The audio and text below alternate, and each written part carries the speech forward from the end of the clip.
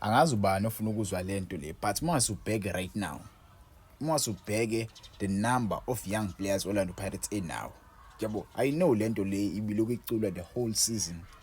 The whole season I feel like sesiyitholile i-missing puzzle. Sesiyitholile i-missing puzzle ye-future ye-Orlando Pirates. Masubheke Orlando Pirates inama 2K kuma center back position okusesane noMbokazi. Yabo, yintwana lezo. Masuya lapha kuma wingers, right winger and left winger. Kukhona bani? Kukhona uMfukeng ka left wing, masukuthi ka right wing kukhona bani? Kukhona uNkota. Masuya kwi-striker khona bani? Kukhona uBoitumelo Radiopane. Masuya kwi-right back position. Kwi-right back position khona bani? Kukhona uNdlozi. Masuya kwi-left back khona bani? Kukhona uMadiba. Beshoda lapha center. Ngeke ngisho sesiyitholile per se ipuzzle asikakayisolve kahle, but isikhona ipuzzle eyodwa ezohlanganisa. Yebo, nayi mfethu 2000 elisha mfethu selebhe mfethu.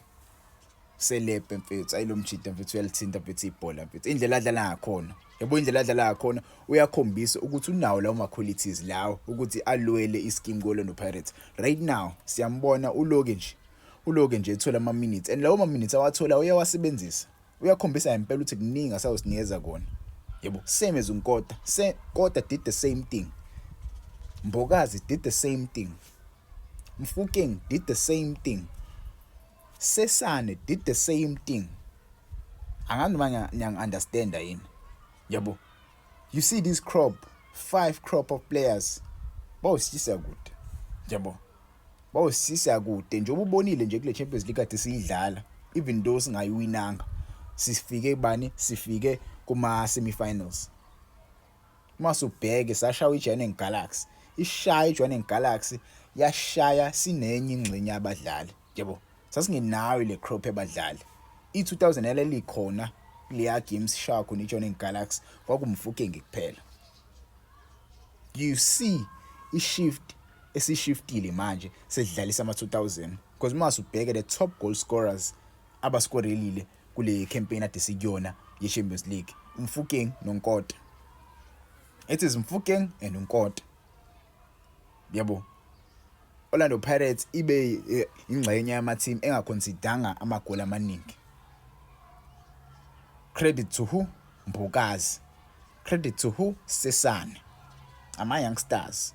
I'm not saying ibona benza umsebenzi omuhle, bakhona noSibisi, bakhona naboXuki, but all I'm saying nabo bebeyingxenye yaloko kusiza Orlando Pirates ikwazi ukudlala kahle. Right now sebesinikeza another crop of youth, another talented player okuselebhe.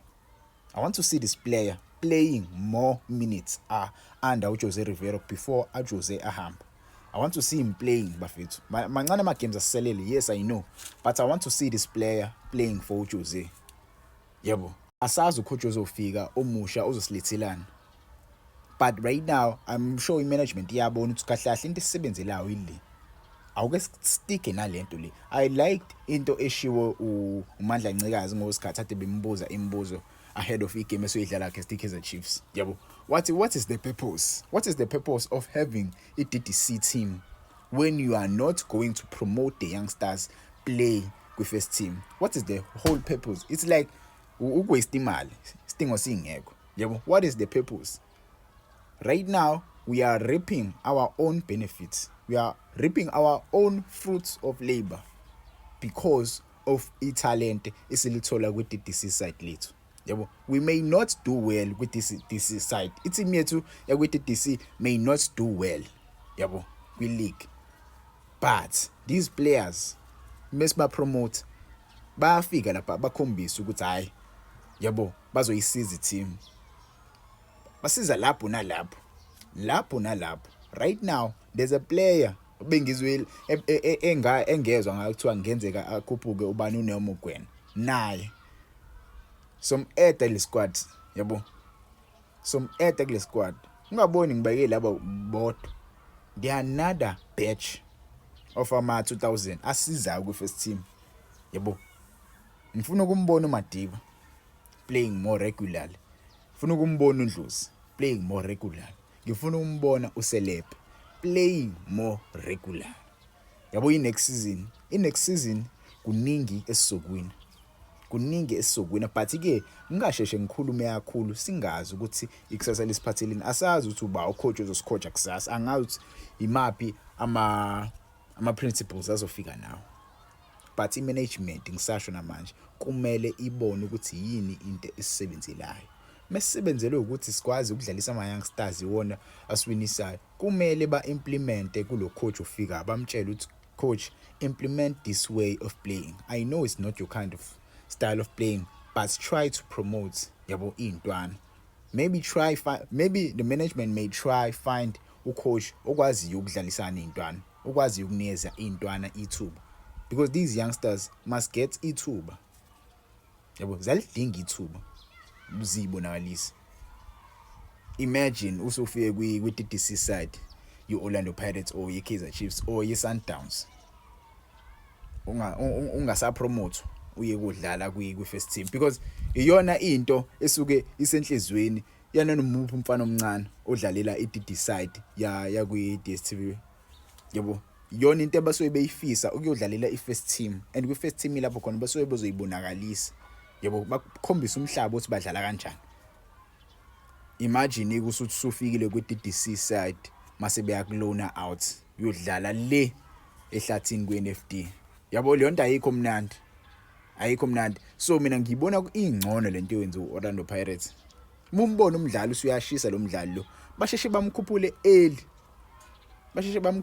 early angaze aphelelwe imoral angaze kufike nje ama team azombhayizisa amtshela ukuthi azomdlalisa kwe-first team amnikeze i-contract yabo baningi abadlali okwenze kanjalo kuthina njengalomdlali nje lo esamdedela waya kwi-TS Galaxy uyi-defender right now usedlala le phesheya team yase Norway la defender la belizodlala for i-first team Orlando Pirates angazi kwenzakalani la didiseka lifuna ukudlala i-first team football sangakwazi ukuyipromote intwana yali kwi-TS Galaxy but ke kule group of young talented players kuningi abasazosinikeza kona kuningi. I'm really proud to see uCeleb and ngiyafisa ukumbona kwi-derby yabona kwi-derby uthi angangena umfana angazi ngenze njani and mase uyibheke lento uCeleb udlaliso kwakhe uMakhehleni Makaula yabo udlaliso kwakhe uMakhehleni Makaula so benginovalo ukuthi okay uMakhehleni Makaula me retire uba nomdlalo ozovala leso sikhala. I think sengimtholile umdlalo ongenzeka azivale leso sikhala sakhe even ama passes awashayayo umuntu omdala udlalayo yabo so I'm really happy to see this young boy yabo excelling the way he is excelling even though I've seen twice of him playing for the first team but I see ukuthi une potential yokuba one of the greatest midfielders esekadlalela. All I'm saying is that une potential. I'm not saying yabo is that great but une potential to be great yabo there's a lot of work angimela ayilungise same as uMadiba mfethu I saw something lapha engayithandanga first half ngaye yabo kuningi angimela kulungise naye same as uNkota mancane ka izincane izinto uNkota angimela ilungisa zikho ningi yabo but I'm happy for the young boys. The future for Orlando Pirates bright. Future Pirates bright kakhulu.